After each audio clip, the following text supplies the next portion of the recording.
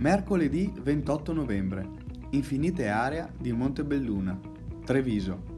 Quarta tappa di In Veneto, con un meeting intitolato L'economia del valore, un nuovo approccio per il rilancio del territorio veneto. Incontro questo pensato per presentare il progetto Fase per volare, iniziativa sostenuta dalla società Umana Forma, che ha aderito al bando di In Veneto. La persona è stata al centro degli interventi che hanno animato la mattinata, un viaggio nei valori dell'innovazione sociale a sostegno della competitività del territorio veneto. Un percorso formativo esperienziale arricchito da momenti di condivisione partecipata. Ad aprire il meeting un approfondito intervento di Oscar Di Montigni, direttore marketing, comunicazione e innovazione di Banca Mediolanum e ideatore dei principi dell'economia 0.0.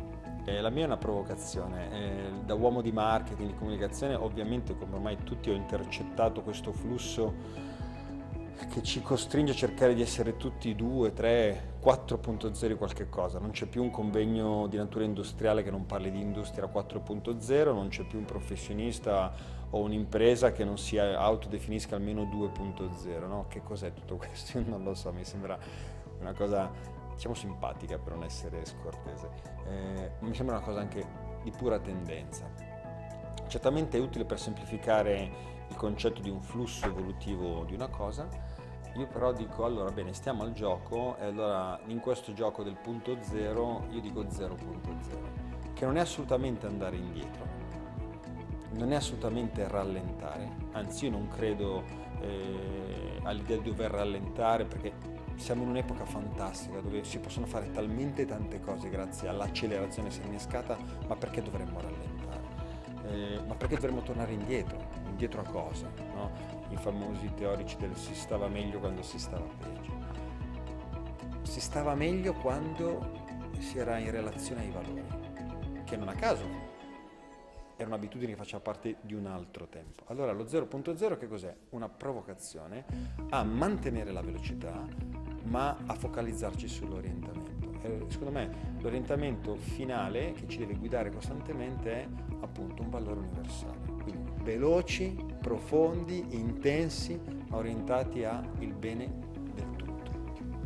Sempre all'interno dell'incontro della mattina hanno portato la loro testimonianza Emilia Garito, CEO di Quantum Leap, che ha trasformato la ricerca tecnologica in innovazione sociale.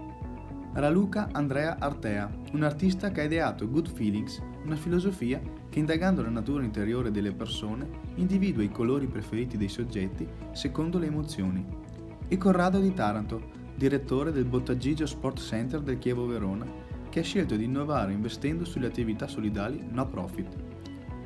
Tutte le storie ascoltate hanno la caratteristica di avere messo al centro delle azioni l'uomo e il suo ambiente, come unici elementi capaci di orientare il progresso, che in questa epoca è velocissimo.